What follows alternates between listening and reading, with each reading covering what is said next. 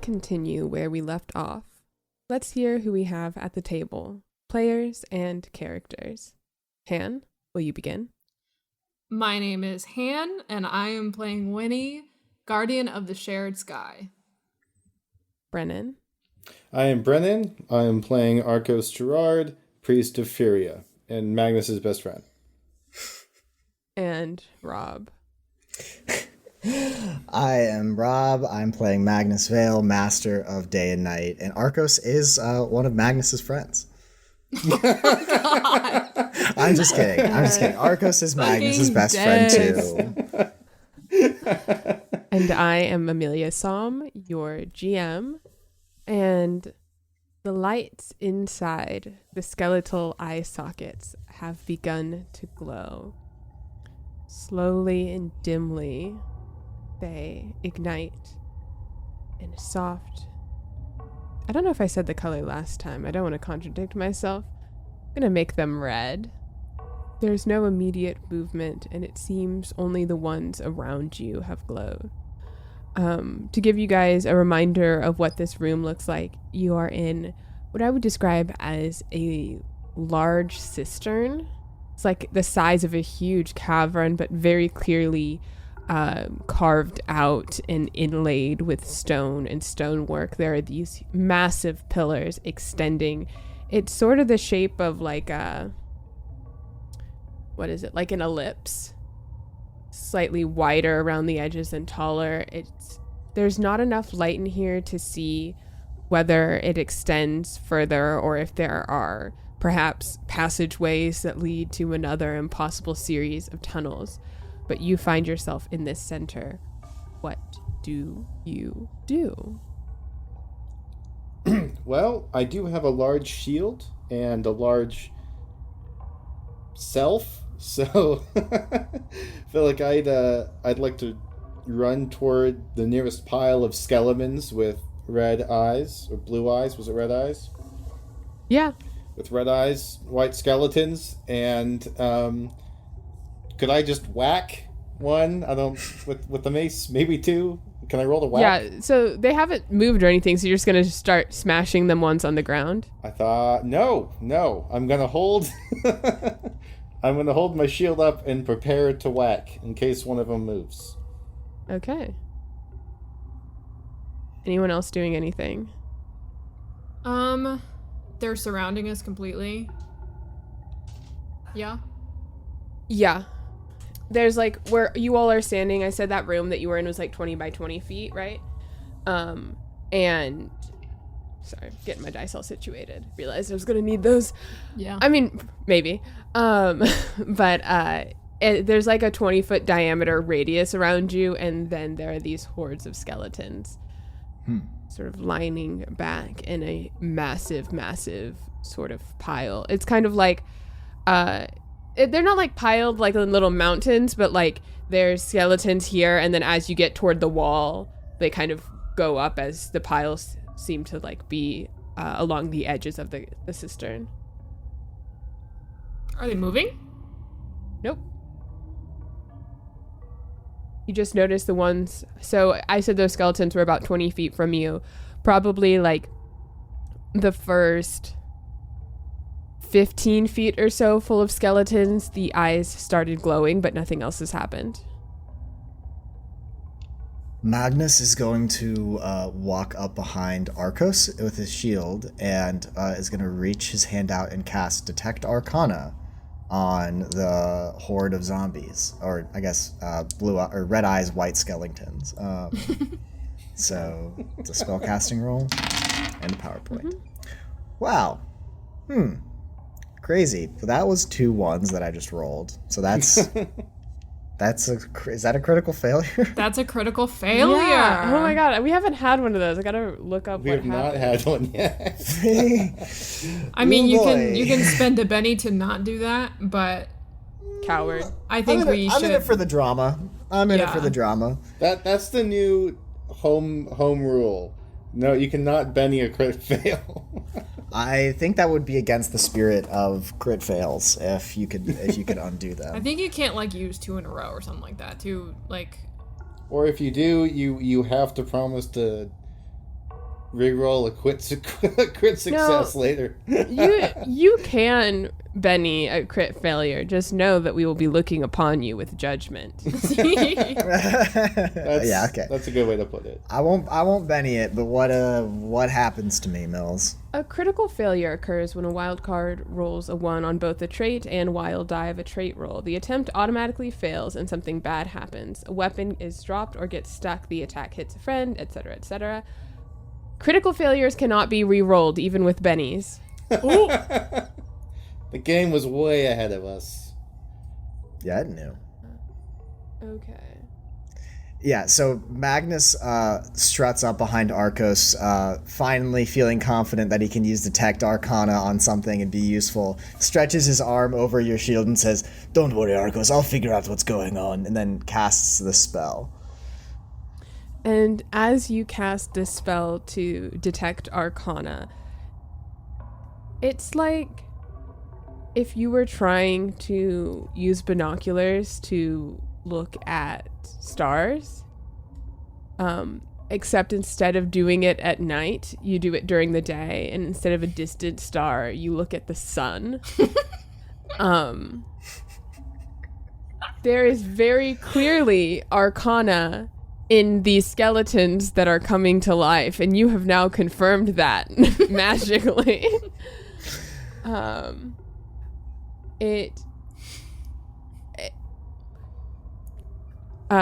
Magnus has experienced being struck by lightning, and it feels similar to that I got too close to the power of a god and now I'm facing consequences. Right. Familiar feeling, unfortunately. Yeah, so Magnus stretches out his hand, casts the spell, gets this massive, vibrant feedback from the magic, recoils instantly, grabs his eyes from the pain, and says, "It's angry! Oh, the magic is angry! Oh, there's so much magic, and it's all mad at me! Oh, Arcos, hit him with your hammer!" I'm gonna say that you're shaken. Is that all right? Does that feel appropriate? No, I'm of course I'm shaking. To make Nobody attacks Magnus and gets to live to tell the tale. I don't care if you're dead. And I'm just gonna bring down the hammer, literally. Did an attack actually happen? No. I didn't see anything happen. He told me to attack it. I feel like I'd be obligated to smash. No, yeah, I think Arcos would just act without thinking. So, you're just gonna... What are you swinging at exactly? What are you bringing the hammer down on? I guess a pile of bones. Is there any particular thing that Magnus was reaching his hand out to when you said swing the hammer? I assume probably just gesturing vaguely at the skeletons in pain.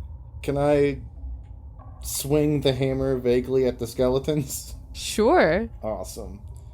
I've never wanted 2 critical failures in a row so badly. Winnie saving the day. Out here. GuildFellows brought to you by the Three Stooges. Or at least the Two Stooges. The Two Stooges, thank you very much. Okay, hold up. Let me... Did I roll for a melee attack again? It's my strength plus my wild card? Yes, I think so. I don't know how any of these character sheets work. I just know how my shit works. Alright. Yeah, it is strength. That is an 11. Yeah, an 11 will hit. Go ahead and roll damage. No. It hits. Yeah, roll the damage. See if you hit the thing. The damage of a mace is a D8 plus a D6. Or is it strength? That sounds right. D8 for the mace, D6 for the wild card. Mm-hmm. Go for it. And it's gotta beat their toughness. Mm-hmm. Or not beat the toughness and they're shaken. Alright. Statistically, you should. I hope so. That's a 6. A 6 does not beat their toughness. Alright. So here's what happens. As you swing out, you hit these pile of bones, but they're not doing anything. They're not even technically, entirely animated, so you just sort of hit into bones, and it hits, and now your mace is on the ground, and some of these bones are scraped up, but nothing else seems to happen. Fear not, Magnus. I believe I've rendered them inanimated. The lights are still on in the eyes. But the lights are still on. Sometimes Smash takes a few seconds to take effect. Can you see yet? Oh, it's so bright. Oh, okay. Oh, I've never wanted that dark room back so badly. I just left it and I already crave the darkness again. Okay. Listen, they're not doing anything. Why don't we just chill for a second? Yeah. So to be clear, I am hurting because of magical feedback, because something weird just happened, I guess. But if they're not attacking us, I guess we can just relax for a second. Don't need to attack him because Magnus decided to have a magical headache. Yes. That's an excellent point. I'm gonna pick up the mace. Could I ask you an out-of-character question? Yes. Is that me or who is that? Anyone, really. I'd like you to pick 1 or 2. 2. Excellent.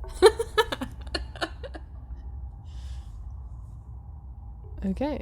As you guys, you're just hanging around for a minute, probably thinking, you're about to start investigating an area. 2 skeletons kind of shamble. You hear them before you see them, likely, within the mass, one on either side. You guys are in this 20-foot by 20-foot, I guess it's a 20-foot diameter clearing. What do you do as they start shambling toward you? How far away from us are they? Where do you think you were standing? Arcos and Magnus are near each other. I'm probably behind them. Okay, then I'll give you about like 5 or 10 feet away on one side and the other. So one is 5 feet away from you, the other is 15. Okay. I'm gonna slowly approach one of them just to see what they do. The near one? Yeah. Yeah, so you kind of move past Magnus and Arcos, slowly approaching. And also I'm gonna take out my dagger, but not do anything with it. Yeah. As you take out your dagger, this skeleton, you hear this sort of like eldritch screech. It's like, and it begins to swing at you with the bone-like claws. Okay. And go. No, go finish. Before we get into actions, we are going to shuffle the deck of fate. I have one Yay. question. Actually, Rob and I were talking about this before we got on. On the damage roll, it says 0 to 3 points of damage over toughness. It's shaken. So does that mean if you don't beat toughness but you do hit, it's still shaken, or does like? 0 to 3 means that if you hit their toughness, they're shaken. Okay, got it. So if you get if you're one below it, that's a -1. Right. If you're one below it, then nothing happens. You just kind of hit them. Okay. And yeah. Okay, Mills, I'm pretty sure I have a thing that lets me draw 2 for my initiative. Okay, pick a whatever. number between 1 and 54. Not inclusive. 2. Okay. So. Ooh, Rob, you got a joker. Oh, what does that do? Do I die I believe immediately? it means you can go anywhere in the initiative order. I'd have to check, but we can come back to that. Okay, so Han, your first card is a 5. Yeah, just for proof, it's called the Level-Headed Edge. I have it. Cool. And I get to choose which one I want. Brennan, you have a 3 of spades. Okay, and then I'm going to need 3 more numbers between 1, 2, 3, 4, 1 and 50. Each of you give me a number between 1 and 50. 14. 24. 37. Okay. So, Magnus has a joker. Winnie gets to choose between 5 and 6 of spades. Okay, so would that even change my placement? Nope. Okay, great. I'll choose the 5 if it even Excellent. Matters. It does not. That is Perfect. phenomenal luck you have there. The deck of fate really said you're going here. Arcos, you have a 3 of spades. Askarath has an 8 of clubs. Julian has a 9 of clubs. And Craig has an ace of diamonds. And Huron has the king of hearts. So I'm going to take a moment to write all this down so I don't forget it. Oh, when a player draws a joker during combat, all player characters receive a Benny. Oh, yeah. Yes. Grab those go. bennies. Being blinded really cleared your head. My goodness. Okay, we're gonna do this differently because apparently I'm supposed to deal cards every round. So no one's picking numbers next time. Yeah, I'm sure that's easier in person. Yeah. Oh, I might just do... Okay, I think for this first round, we'll do this, and then I'm gonna do 1 card for all the NPCs in the next round. Okay. And then 1 card for NPCs, 1 card for bad guys. Oh, also, Magnus, you get to add a +2 to all trait and damage rolls this round. Damn. Amazing. Just also to clarify, you can act whenever you want, even during someone else's turn. Damn. Okay. So yeah, I'll just hold on to that until we get through the turn order and see if there's an opportunity to spice things up. Okay. So as this all starts, Craig immediately turns invisible. Attaboy. Huron brandishes his I believe we got him a longsword, yeah? I believe so. And is gonna take a swipe at the Skelly Mans. That would be a 6, which hits. And then... Oh, he doesn't... Huron can have a wild card as a treat. But does not break the toughness. So as he slashes off one of these skeletal arms, it seems like almost like a magnet, another one just kind of reattaches to the skeleton as he swings out, not quite doing enough damage. Julian, taking no chances, is just going to fire off a nice fireball, as you do. This is what we train for. On the shooting range. Okay, that will definitely hit. Let's Do you know go. the damage on the fireball? If you're casting blast, it's 2d6 base. Or he could use a PowerPoint, or use 2 PowerPoints to cause it to do 3d6. I'm just gonna do regular. And then I think on a raise, it also increases the die. Okay. So, Is that for everything, or is that just for that? No. So if you use 2 PowerPoints to increase the damage of blast, and you get a raise, then it gives 4d6 as opposed to 3d6. Okay. But just on base, I don't think it does. okay. Julian fires off a blast explosion toward the opposite end of the circle, not where you guys are standing, and absolutely incinerates that skeleton along with singeing some of the other ones that have come near. Askarath is kind of looking around and just seeing if there are any other approaching. Doesn't do much on her turn. Winnie, what would you like to do? I'm going to stab the one that is in front of me in the head. Yeah. For a melee attack, I just roll my strength plus wild card. Yeah? Yes. Okay, so let's try it again. So that's a D8 and a D6. That is a 6 to hit. That will still hit. Okay, great. Now let's roll damage again. You can just keep the other damage if you want. Well, I did even better this time, though, so Okay. that is, hold on, one of them exploded, so give me a second. 17, 18 damage. Yeah, with 18 damage, as you take this dagger and plunge it into... do you go, like, for the side of the skull or through the eye? I think I want to grab the side of it and go through the top. And go straight through the top. Yeah.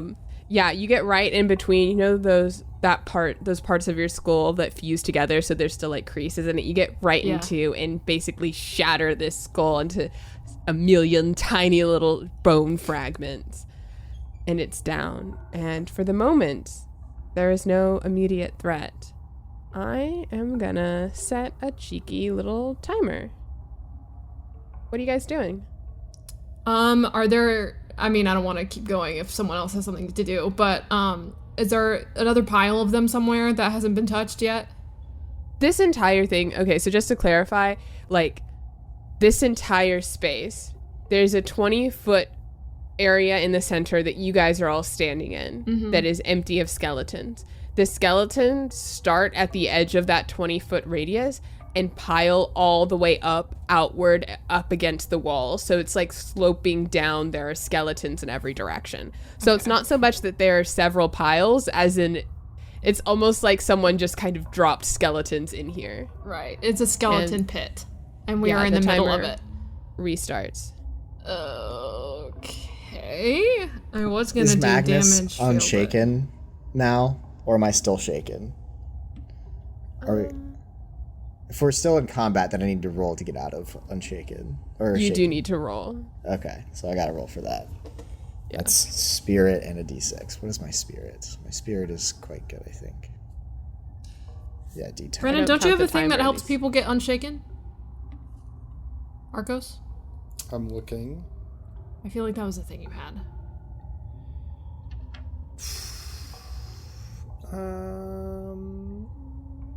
I can remove wounds. Oh, that's like 3 hero points. You might want to wait. Let me just roll and see what happens. So that's going to be a 15 to get unshaken. So I think that would pass. I think so. Let me. Because it doesn't say in the rulebook what the DC is. I think it's just what the base is, right? Isn't the base 4? Oh, you can just use a Benny to recover from being shaken, too. Oh, yeah, that too. Oh, what's your toughness? My toughness is 7. Oh. Yeah, it doesn't really say. It just says that you make a spirit roll. Okay. Interesting. Okay. Yeah, I'll what did you roll again? 15. 15. I will say you're unshaken with a 15. That seems like a nice solid roll. Great. And the timer begins. Oh, Askarath, I see you guys got a bit lazy piling up the bones at this point in the old crypt. I've never been in here, so I don't know what this is. Great. Well, I suppose we should venture onward then. Forward Where- sounds like an excellent direction to me.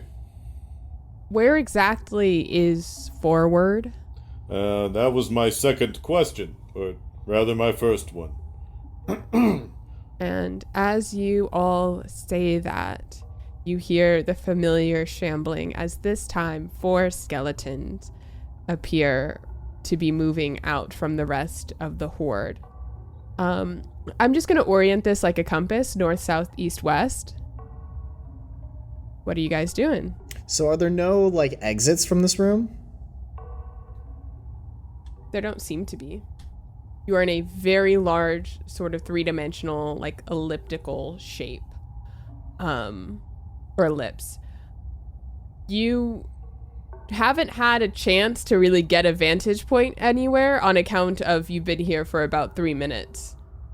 You got blinded and then fought some skeletons, and now there are more. Yeah. Bummer about that Arcana check. Guess we won't get any information from that. We did learn that there is magic afoot. Don't sell it short. Yeah, a lot of magic. Well, I feel like just a due diligence notice check is probably in order if I can still do that. Are you doing that as the skeletons are approaching? Yeah, my friends have got this covered. This is fine. I'll give you a notice check. You can fire it off. Oh boy. It's going to be an 8. Yeah, so we're just going to go ahead and use a Benny for a reroll. We're doing so good today, guys. We're doing so good. Okay. That was a 10 for a notice check. A 10 on your notice check. What exactly are you looking for? So, in short, what Magnus is looking for is some sort of clue about the way this room works. In sort of a macro sense, this is the theory that Magnus has, and I want to see if there's anything to confirm this. The theory that he has is, since we jumped from one room that was essentially a puzzle into this room, which also doesn't have any exits and has this, like, resurrection mechanic to the bones here. So, like, I guess in the big picture sense, he wants to see if there's anything to indicate that, like, this is like a series of trials that they need to get through, and that, like, each room has, like, a discrete answer. Which may be a lot for a notice check, but... That is a lot for a notice check. So what I will give you with your 10, which succeeds, is as you are looking around, you're looking up and outward, you can't very well see... Oh, well, actually, you're really good at seeing, aren't you? Yeah, it's sort of my whole thing. It's sort of your whole thing. So what you do notice is that on the ground, there are these runic shapes. They're very large. Like, I'm talking maybe this 20-foot by 20-foot area is about, like, the edge or, like, a corner of one of these shapes. Like, each of these individual rooms is maybe, like, 10 feet in size. And you know that these are individual runes because they remind you of what you saw on the little rock homunculi. And they are incredibly deep, though. You notice that while their width is maybe roughly like a centimeter, if that, the light that hits them goes down very, very far. And there's like a little glistening, as if perhaps they're lined with some sort of liquid. And as you're looking around, these skeletons pile up toward the walls. You can see in one direction the edge of a wall, and that the runes continue there. And for the first time, you look directly up amongst the pillars and columns that support this large cistern, and you see that kind of like the shape of almost like a piece of garlic, where there are all of these different sort of indentures making these kind of vaults within the walls and up toward the ceiling. Above you, roughly, I would say 60-ish feet in the air, these come to a point. To get any more than that, you will have to spend some time. But now we are in combat. Oh, right. Winnie, you get your choice of cards, don't you? Yes. You can either have that ace of diamonds or this 10 of spades. Picking the 10 would move me back, yeah? Yeah, it'd move you underneath Arcos. Okay, I will do that. I will pick the 10. Okay. In that case, the skeletons move first. Yeah, so as you are noticing this, Magnus, I will say a skeleton will come for the 3 of you plus Corin, who was the last person who did damage.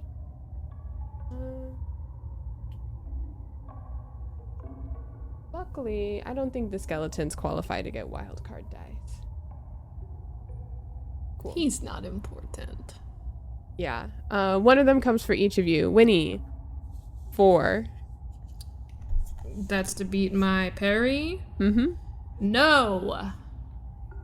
Arcos, 5. Nope. Magnus, 5. Yeah, that beats my parry. skill issue. More wizards should carry Does a shields. 6 beat your toughness? It does not. Okay, so you get, I believe, wounded.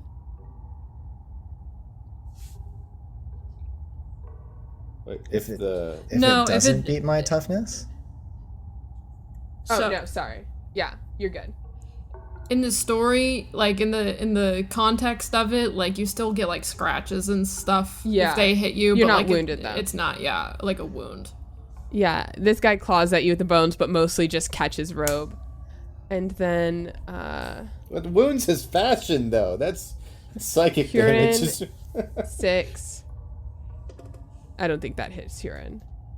Okay, so that's the skeleton's turns. Arcos, you're up. What are you doing? Smash. Try number 2, nearest one to me. Okay, you are on, I'm going to call it the east side. You're underground, it doesn't matter. You're on the east side now. Got it. I'm gonna go for the old east side swing. 6, 10. Here we go. Does a 7 beat the skeleton parry? Yep. All right. 10, 8. Here we go. That is 12. That will do it.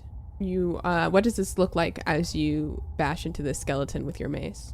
I'm just gonna pick it up and then try to be a little bit more controlled this time around, instead of flailing wildly, and just bring it down straight on top of the skull. See if I can just go down on the body. Yeah, now that you have a particular animated target and you're not just like swinging at a pile of bones, you raise up your mace with both hands and bring it down, crushing the skull into the spine, through the ribs, into the pelvis, and it smashes on the ground. Oh, jeez. Winnie, you're up next. Yeah, I'm gonna cast Warrior's Gift on Magnus, and I'm going to give him the combat edge counterattack. oh shit.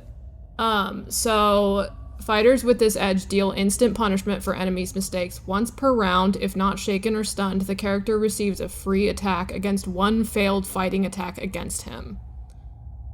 Nice. Does that include powers? Because I literally do not attack with physical damage. It says free attack. I would imagine that would include powers. Let me look, hold on. Well, I do have a staff that does a d4 worth of melee damage. So yeah, that would be a d4 plus a d6, you know? Hell yeah, I'll take it. Why not? I mean, if any of your spells, Hear if it me out, says though. Sorry to interrupt. In my character sheet, the way it is listed is that it does list like blast and bolt as attacks in my like attack menu. I feel like that would work. Are a single attack unaltered by another edge? Yeah? Yeah. Which ones are edges? I get confused. Edges are the ones. I mean, I do have to take. I guess you only get spell casting if you take an edge of an arcane background. But is that saying I just can't use like other edges to like augment the attack? Like I just have to make the attack as is? I think so. I feel like since it's listed Well, under it says attacks. combat edges, and I don't think that magic would count as a combat edge. So, what I'm thinking, yeah, I think as long as you spend the PowerPoint, I'll let that go. I Sick. think that's, yeah. Perfect. Okay. Amazing. So yeah, Winnie, a lot of Winnie's spells are support type spells. So yeah, I think she just draws some power from her connection to Ulfair and throws some magic your way. That is a little unfamiliar to you, I think. Yeah, Magnus is like really just like calm in the eye of the storm, like scratching his chin, looking up like at the structures and the ruins around the room. And he's like, "Oh, this is quite fascinating magic. Oh, that's interesting. That's something new." Winnie, what is this enchanting energy you've sent my way? I think it sharpens your reflexes just a little bit. Oh yeah, I'm You might feeling need it. spry. Well, thank you. And Magnus, are you going to do anything with that? It is now your turn. Yeah, so I want to follow up about this pointed structure above us. What did you say that was made out of? That like pointed structure that you described? It appears to be the same stone as the rest of this place. Okay, and it just coming to a point above us? Yeah, almost like if you took a pedestal and put it upside down and mounted it to the ceiling, from this distance, and you're in a very dark room, it kind of comes to a point as if there's like something on top of that. Like it's not like a needle point, but there's like something relatively thin that's protruding from that. There's nothing around that for me to like stand on if I were to like teleport up there, right? Correct. Well, gut feelings and all that. I'm gonna cast a firebolt at the thing up on the ceiling and see what happens. Sure. Gut feelings and all that.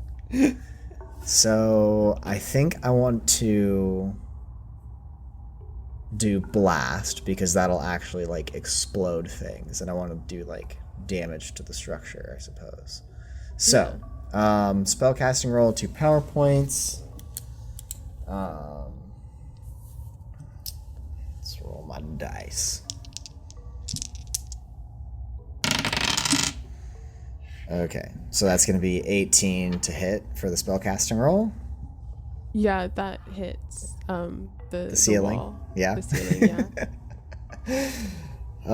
Okay, well, that's going to do 8 points of damage to the Cool. structure. Yeah, so it is a super old, very well engineered carving of stone that has been put in there in some manner. As you fire a ball at it,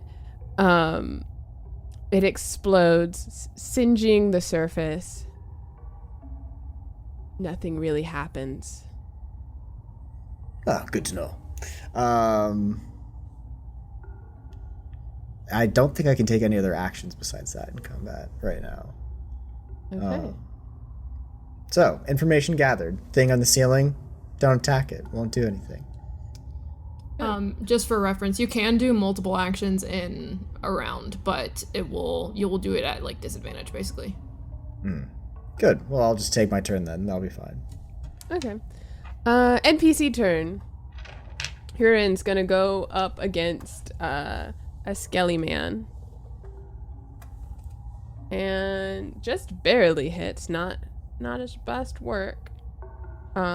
Absolutely eviscerates a skeleton by swiping up with his long sword.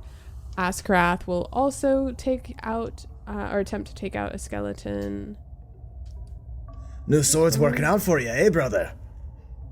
It's not bad. Askrath does not succeed in hitting a skeleton, whacks at it with her sword, and it sort of scrapes off. Craig is still invisible. Who knows what he's up to. And Julian is going to fire a bolt at one of them. Ooh, that's an excellent hit. And takes out another skeleton. So east and west are up, north and south. No, east and west are down, north and south are up, I believe. And we're back to the next round. We're just going to keep initiative across rounds because I'm doing this kind of thing and I don't want to keep dealing cards. So we're back to the skeletons. The two who are up are going to go for... I'm just going to keep them going toward you, Magnus, for showing off that big bright light, and then you, Arcos, for killing its brethren. Valid reasons to attack us both.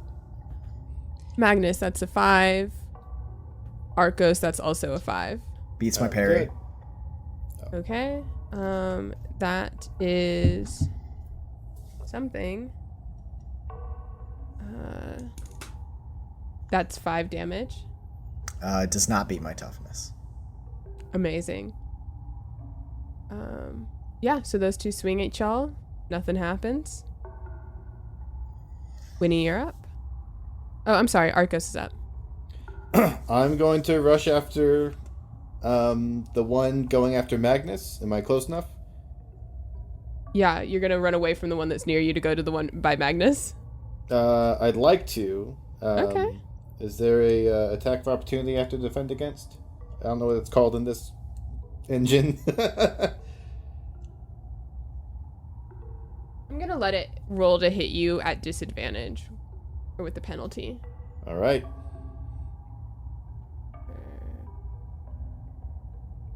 Yeah, that doesn't hit. You're good. All right. I'm going to run up and I'm going to smash, or at least attempt to, the skeleton that's bothering Magnus. Yeah. Right. Okay, got it. Yep. 9. That'll hit. 11. Yeah, you are able to smash the skelly man trying to smash your bestie. So I'm gonna just reach out, like, as I'm running and try and, like, just, like, backhand smack it like a tennis racket. Get away from him, you bag of bones. And just You smack it like a racket. smack. You doing anything else? I think that's all my action economy will let me do. This character is less inclined to flip them off, so I think we're just good. Amazing.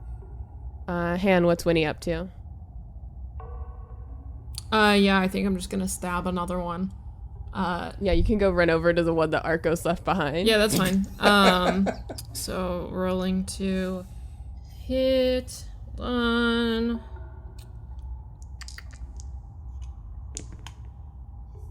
4? 4 will not hit. Can I spend a Benny You absolutely can. to reroll? Fuck. Hold on. That's a 20. That's a 20? Both of oh wait, just kidding. Hold on. That is a 17. Just kidding, not a 20. Oh, well then a 17 no, you're good. A 17 absolutely hits these tiny little skeletons. Perfect. Going against the Giga Skeleton, 18 parry. That is a 9 for damage. Yeah, you'll be able to. Are you hitting it with your dagger again? Yeah. Yeah, you a 9 will easily. You just sort of stab it. I like to think you just sort of decapitate it between the vertebrae. Yeah. As long as that like kills it for good. Yeah, it kills it. Cool. That'd be funny though if I was like describing how you hit it and then I was like, but that doesn't kill it. So actually, I think of it as like dry bones. Like if you don't like smush the head completely or throw it into lava, it will always come back. The head will just go back on the thing. yeah. Anything else you're doing? Nah. There are no more skeletons up. Magnus, what are you doing? Oh, now that there are no more skeletons, we are going to be breaking out of combat, and I'm going to start my ominous timer. Magnus, get us out of here. Okay, so runes Wait, on the ground hold on. all across Real- the walls. Sorry, one question. Do we see any sort of timer in real life? Or not in real No. life, I guess in in fantasy They world. don't plant a clock the- on our walls. The ominous timer does not exist in the fantasy world. It is something I, your GM, am doing. I pause it whenever I'm explaining things or when you guys are like actively trying to ask a question, but otherwise it's running in game time. Okay. And she's starting. All right. Magnus wants to investigate the runes more and specifically the glistening liquidy quality of them. Okay. I can hit you with an occult or a research check or spell casting somehow. But I would say notice. notice. Okay. If you want to do spell casting, you got to cast a spell, but Yeah. Okay. So it's gonna be a 12. the easiest way to deal with this is just, you're looking at it. You sort of just put your hands on the side, and it's a kind of oil. Oil. Timer's up. Or timer's going, I mean. Can Magnus try to ignite the oil in the runes? Yeah, you attempt to ignite the oil. How do you do it? Just like bring up a fireball in my hand, but instead of casting it, just like press it into the oil. As you do that, it does not light.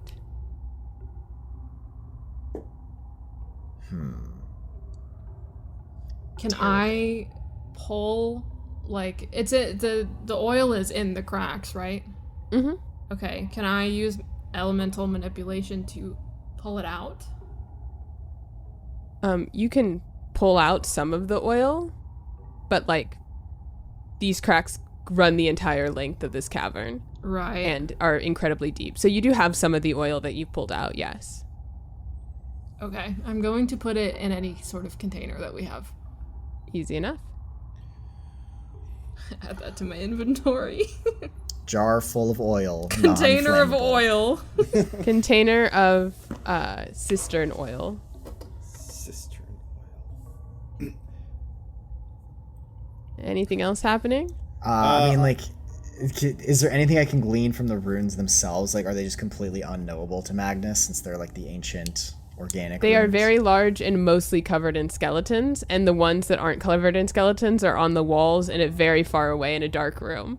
Fair enough. Never mind. Arcos, are you doing anything? Yes. Would it be possible for me to... Would I be able to recognize any sort of archaic faith or spirituality that the wounds of the oil would bring in significant, some sort of practice or ceremony, ritual? Go ahead and... There's like a religion, yeah? Or faith? Faith, yeah. Yeah, give me faith. Give me faith. What a good phrase. You are certain that these are runes. That's a 14. Okay, with the 14, as you've been descending further and further through these catacombs and crypts into this area, all of the iconography has drifted slowly but surely away from anything that you recognize in your daily practice of worshiping Furia, to the point where these runes, had you not seen the rock homunculus creatures and known to look out for them, you might not even notice or register what they are. Rock homunculus creatures. And with that, God damn it. 8 skeletons now arise on the corners of this area. Winnie, you have your choices between a jack of diamonds and a 2 of spades. Arcos, you got an 8 of clubs. Magnus, you've got an 8 of diamonds. NPCs have a 6 of clubs, and... Ooh, these are all so close. Okay.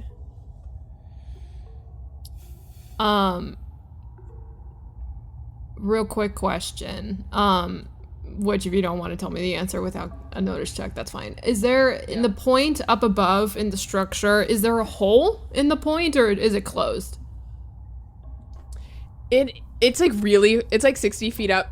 What you can see is that this structure, as it comes down toward a peak, like I said, it's almost like someone took a pedestal and turned it upside down and mounted it on a ceiling, and that there is this small... Yeah, go ahead and roll me a notice check. Okay. 5? I'm just going to give it to you. It's like this sort of tube-like thing. There is maybe a hole there. Hard to tell. It's a very dark room. Okay. I'll take whichever card puts me first. Okay, cool. That's the jack. Cool. Okay. So, Winnie, you are up first. Okay, I am going to go below the hole, the point, and shoot an arrow up through it. Okay, I love that. Let's go. I probably need to roll for shooting. Yeah? Yeah, I'm going to... So normally this would just be like a raise because you're not doing an attack. I'm going to put this up to like an 8 because you're trying to hit a very narrow target that is directly above you. Okay. That, not great. That is a 7. I'm going to spend a Benny to see if I can. You said 8 is like was the most the target? Yeah, 8 was target. Okay. Yeah. It's the most bennies we've used. I know. Let's see if I can do better than that. Oh my god, exactly an 8. I rolled 1 higher than my last roll. Exactly an 8 is all you need. Amazing. You shoot an arrow up. It lands directly in the center. It does like take the whole arrow. Like your arrow is kind of not visible in there. Nothing happens, but there is confirmed an opening. I would say your arrow probably actually slides out. I don't think there's anything for it to catch on. So it just kind of goes up and you're like, oh, it got caught. And then it just sort of falls back down. Got it. Good to know. Information. That is information. Magnus. There are 8 skeletons. There's a hole in an upside down pedestal in the ceiling. There are runes on the ground. What are you doing? So the runes are like in a circular pattern in this room, right? No. No, they're just sort of like haphazard. Is there any way to like activate the runes by like pushing some magic into them? You tell me. I don't know how magic how these Are you runes work. pushing magic into the runes? Push magic. Push the magic. Okay, yeah. I'll just like see if I can activate the runes and see like what they do, or if they're like already activated. But yeah, I'll put some magic into them. Okay. You gotta burn something for that, right? I can burn PowerPoints. Yeah, like that's I think. How much magic do you want to pour into these runes? And that'll be how many PowerPoints you want to spend. Like, let's say 3 out of 20 of Magnus's PowerPoints. You you pour some of your magical energy. You transfer it. Are you just doing the ones near you on the ground where you touch the oil? Yeah, I think so. As you do that, you can feel the magic leaving your body. You can see a bright flick of arcane light emanate out of your hands, and it just sort of gets absorbed by this oil that seems to be lining these.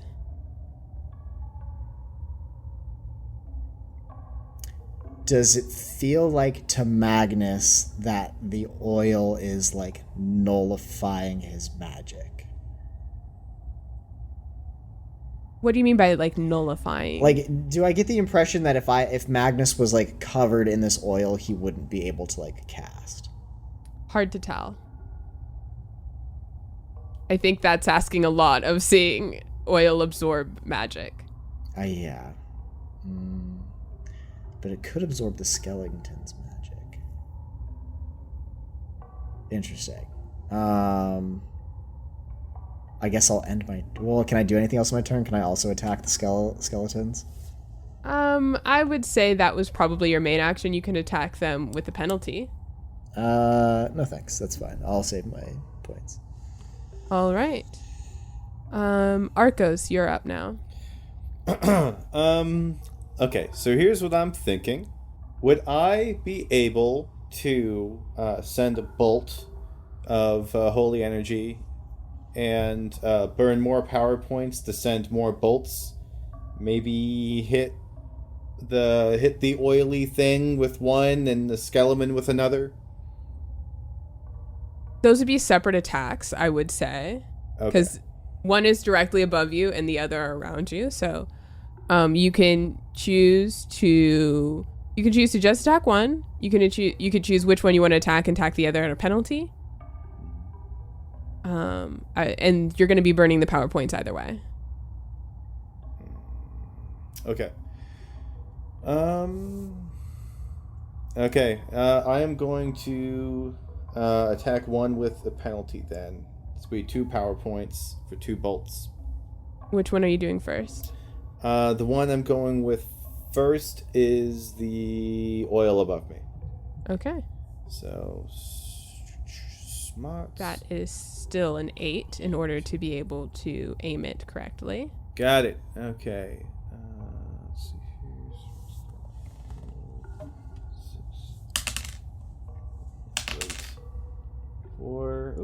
goes again. 3. That is 9. Awesome. With a 9. Does holy energy do anything toward it? You fire a bolt of holy energy into this narrow hole within the rifts, and immediately the oil within ignites, and it glows, and you see the light pouring out from this tiny channel outward, and it shoots presumably up into the ceiling, and then you see the light spreading through all of these rooms, glowing out like holy fire, and the skeletons begin to turn to ash. Everywhere around you, now that this is cleared, is a light. You can see these runes more clearly now, Magnus, as you were looking for the pattern. You were trying to see if there was a circular layout. Now that the entire room is glowing and the skeletal ash seems to be burning up into light and then into nothing, you can see it's not haphazard. There's very intentionally a design, and it's similar to how when you looked at when you noticed that the striations in the rocks on the little homunculus creatures weren't natural, but they were instead specific carvings. It's similar to that. These are much larger and much more intricate. As now with all of the light, you see cracks that you didn't even really pay attention to initially. As there's like fractals of runes within fractals within the pattern of this hewn stone. And it's glowing everywhere. And this room lights up. It's like being inside a planetarium almost. Or like the inside of like a paper lamp.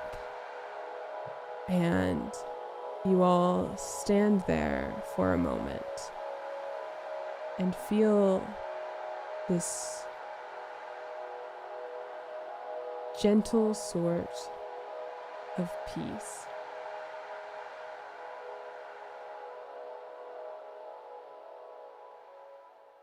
And then, from that hole in the ceiling, you see a shadow begin to form, wispy and smoke-like, as if there's a gas being pumped into this room. Although whereas gas tends to, expand to fill the entire place, this amorphous thing consolidates and drifts downward. It is impossibly dark. It has these sort of wisping tendrils as a candle's flame flickers shadows in every direction. That's what you're looking at. And similar to what you saw in the volcano, where there was a rock creature with all of these inky threads of blight, here you have an ink creature with these gossamer strands of light winding around it in the same way. There is this being, and sort of any way you look at it, there's a halo of light around it, and then again a more penumbral halo of shadow behind that. And suddenly the runes that you've been looking at, all of you, Magnus and Julian, and I don't know, maybe Craig, he's still invisible. All of these begin to look more primordial and feel more vicious. But the magic here, everything here was ancient, but the magic feels very present. It doesn't feel cursed or blessed. It feels like radiation. It just feels like pure energy. And this shadow beast is descending over you, Arcos, as you were the one standing directly beneath it. Do I have an action? You can do whatever you'd like. Askareth, asking for a friend. Any intelligence on what that might be up there? Because it's starting to creep me out.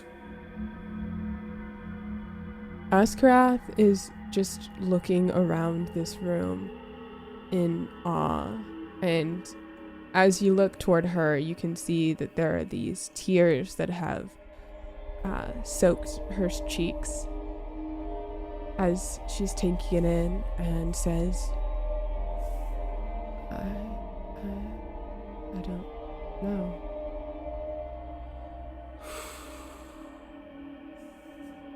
It moves gently, drifting downward. 40 feet. Oh, God. 30 feet. Identify yourself, being of shadow. 20 feet. The edges of the penumbra are now cloaking over you. I'm gonna hold up the... God damn it. Orcos, holy fire worked the first time, bud. Maybe try that. Well, what if... I don't want to make it angry, but I think you're right. Bolt. I'm gonna bolt it. I'm gonna bolt. You shoot a bolt straight from your mace, like the one you shot before. Go ahead and give me an attack roll. Okay. Oh, that's a great time. Oh my goodness, we got the double aces.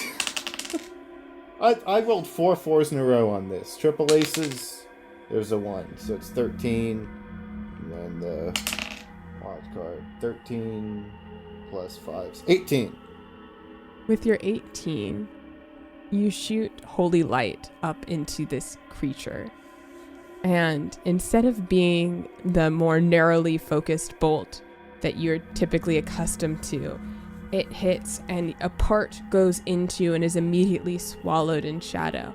And the rest of your holy light seems to be refracted, bent around it. That halo that I mentioned that you see, it's shadow, then halo, then a shadow again, almost draws your light into it. And all of those sinewy strands that were holding this creature together, it seems like the light is locking the shadow into place, glows brightly as if empowered by the light that you sent into it, that for as much as your light pierced the darkness, it bolstered whatever held this creature together. And it goes down 10 feet. And Arcos, your vision is shrouded in shadow now as it begins to eclipse itself and the runes as the only source of light, and you are in complete darkness. Hello? Do you have a voice?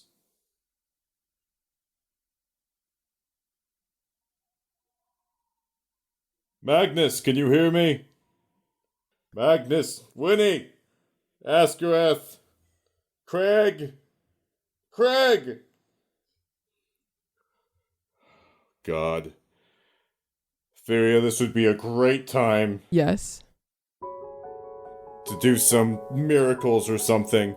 I'm gonna glow my mace as bright as I possibly can. Put all my spirit into it. You put all your spirit into the light of your mace, and it doesn't glow. You don't see anything. You don't see your mace. You don't see your hand outstretched in front of your face. Can I cast Drain Power Points? Okay, yeah, go ahead and try and drain the power out of this. That is 11. Okay. How much are you trying to drain? It's -2.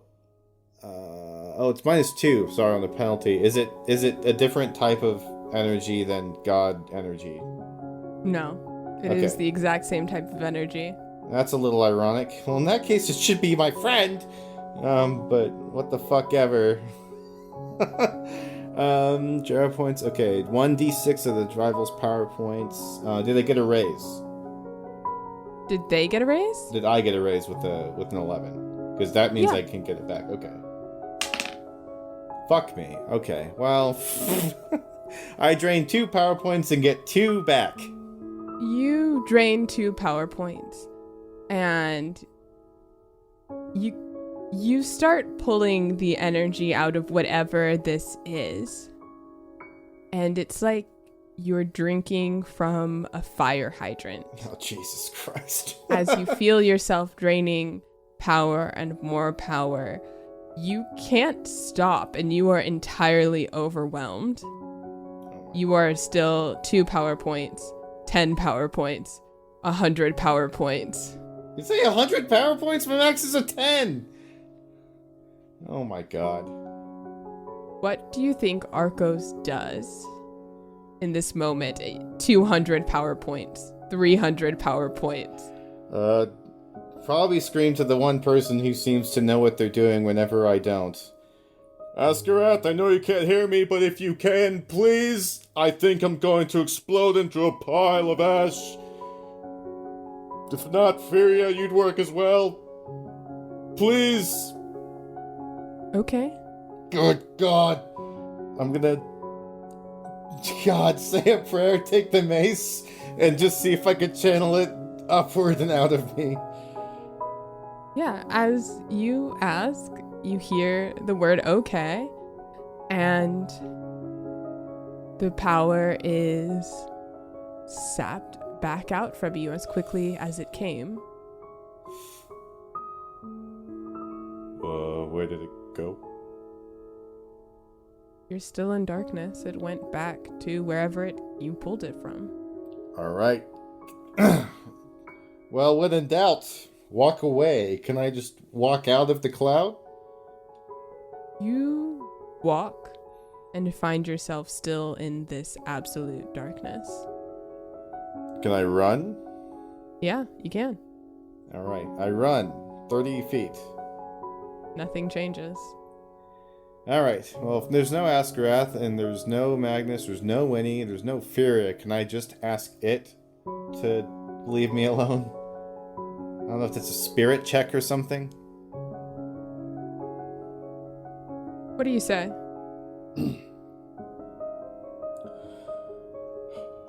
Great being, I have no ill will toward you.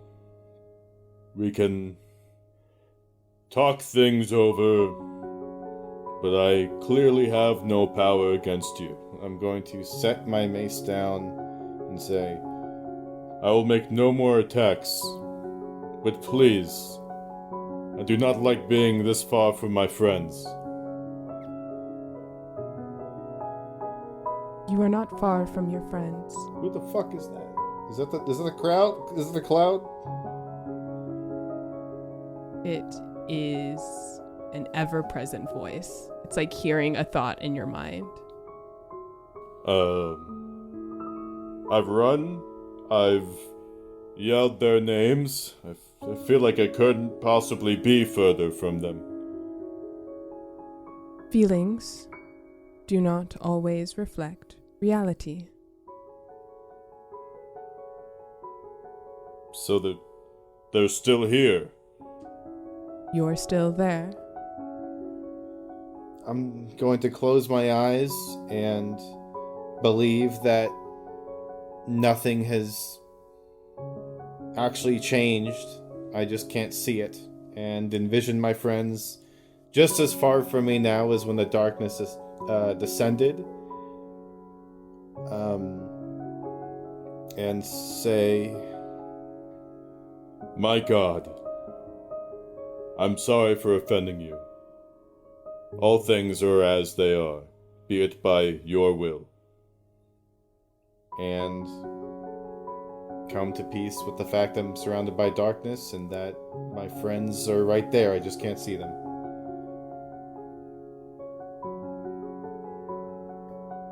You think so highly of yourself that you could offend me.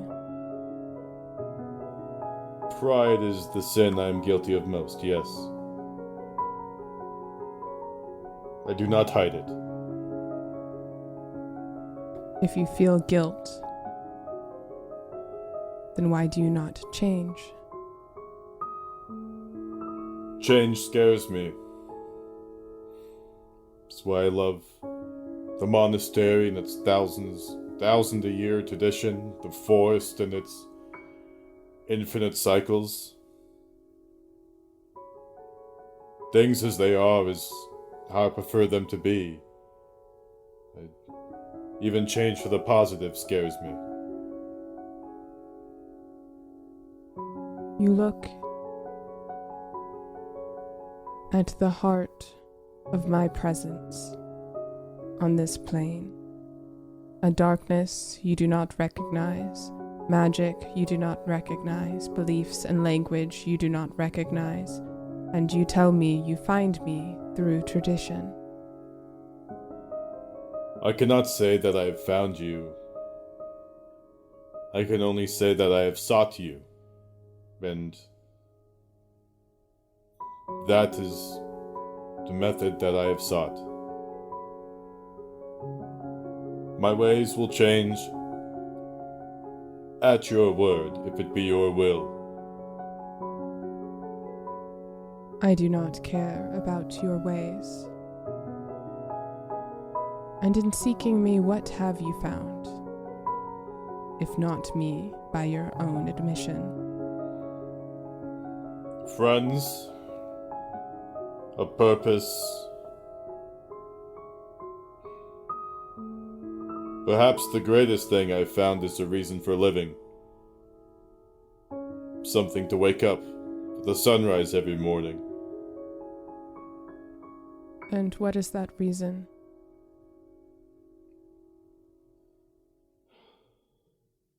The idea that actions I make may have at least the smallest positive effect on that which is around me. You are very good at repeating the things that you were taught. Monasteries are very, very good at that form of conditioning. Do you think that is what you need? I'm afraid I do not know. That is correct. It fascinates me that you ask questions to which you already know the answer. I am but one small soul of millions, a blip in a time period. They're all small souls. And as a god, what use have you with mine? I do not have a use for you. You have had use for me. Your presence here, I don't imagine I disturbed you or that I have bothered you. Seems you chose to connect me in some way. I did. The mystery of why would be a great gift to me, should you bestow it. You would like more gifts? Those of us that are mortal souls on this planet always do and always will. I'm ashamed of my condition,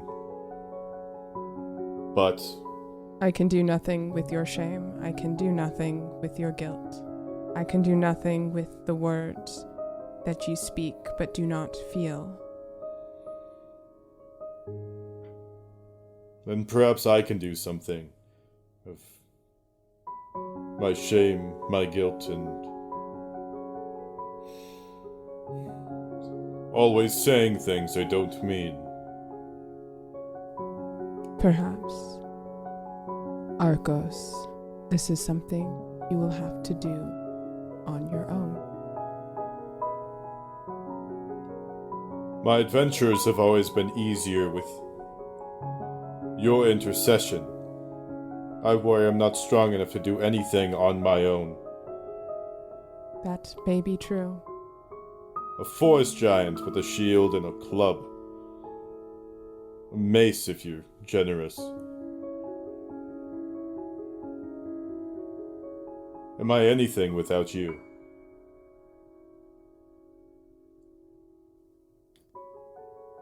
That is not a question I am going to answer. I understand. Well, please tell me.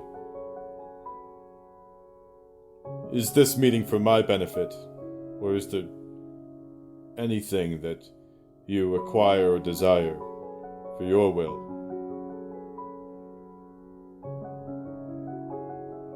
I am, and I will be.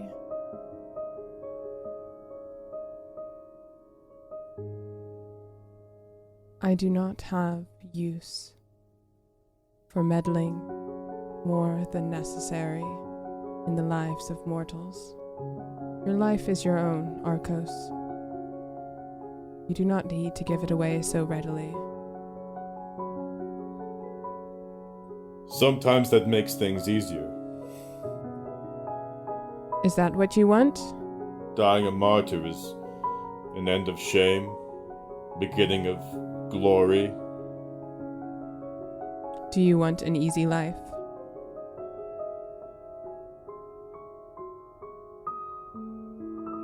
I don't believe I can decide that. Trials are what make life worth living, but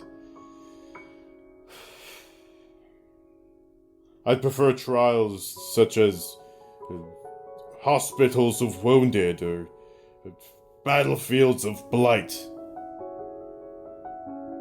You prefer glory. Yes. I have none for you.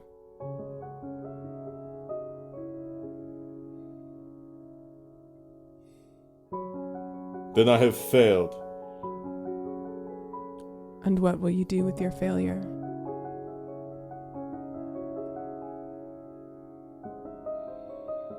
The only thing somebody can do when they fail. Get back up. Try again. I'm going to stand up from kneeling. You do so. For what it's worth, you do have my apologies for worshipping you wrongly.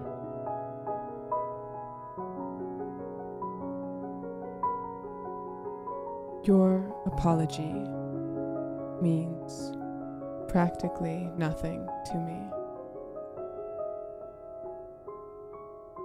I understand.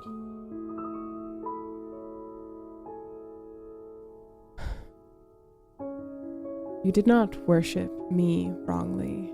You chose to worship wrongly. I gave you a boon because I thought you needed it. But gods are not infallible.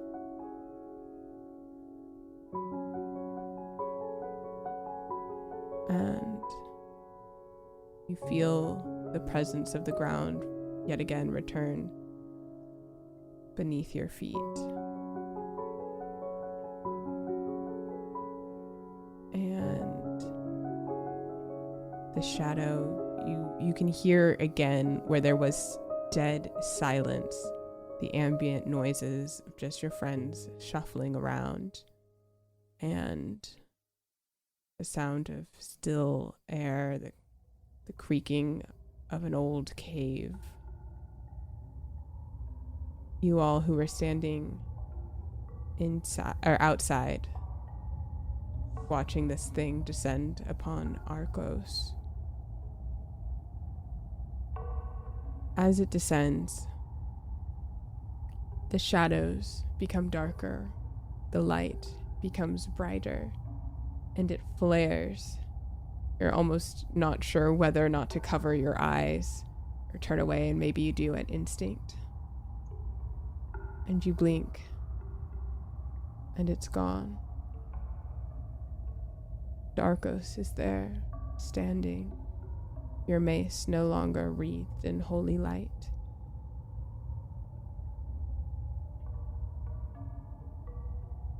Arcos, are you okay?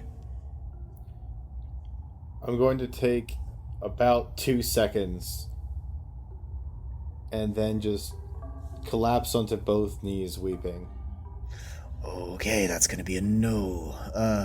Magnus is gonna rush over to Arcos while he's kneeling and say, "What happened? Did you have an encounter with a divine being?" Sorry, phrase that as a question. It seemed like you had an encounter with a divine being. Is that what happened? Magnus, I want you to picture that beautiful tower of yours. And tell me how you would feel if it crumbled in front of you by your absolute failure of commanding the elements in time and space. So it didn't go well then? I believe it would be more accurate to say I didn't do well. Ever. I'm gonna grip the mace. What do you do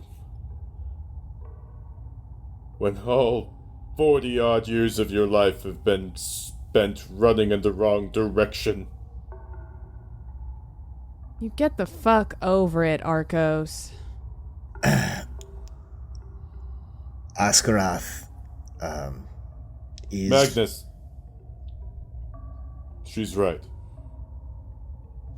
I'm going to... I was gonna say, fuck that, but actually maybe you have a point. I totally had your back, but I think that you have got something going here. I'm going to stand up and pat Magnus on the back and say, Nobody could ask for a better friend. Yeah. Askarath is right. Is this what you feel like all the time, old friend? Making every situation about me even when it's not? Argos, this situation is for sure, like, 100% about you. Like, completely. This is...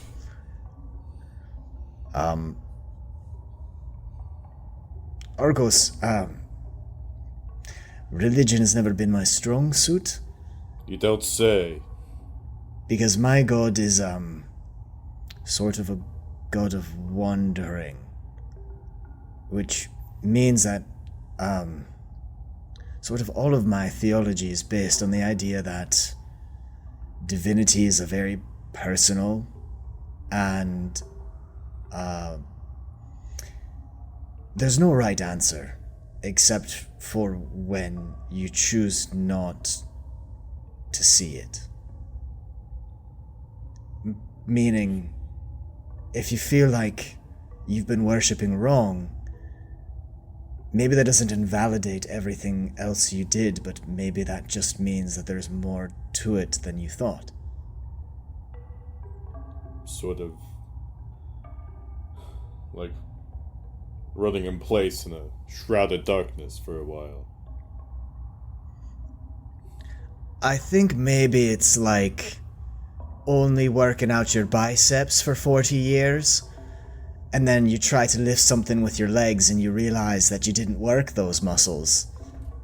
And so even though it's the same sort of task, it's much more difficult than the thing that you thought was the correct thing to do for forever.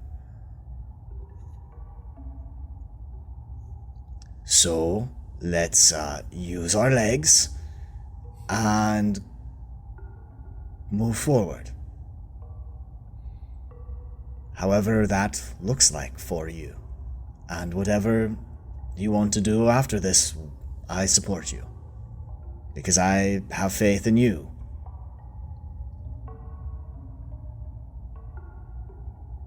Thank you, Magnus. Askarath, you're right. I guess I'd get the fuck back up. Thanks. Yeah, don't mention it. Craig, are you around? Did you see that? Did you see anything? Craig, rematerializes, and you can see around him, in the same manner as the smoke creature and the rock homunculus, there are these bands of light and inky darkness all over his skin and eyes and body, with the exception of the crown. And they say,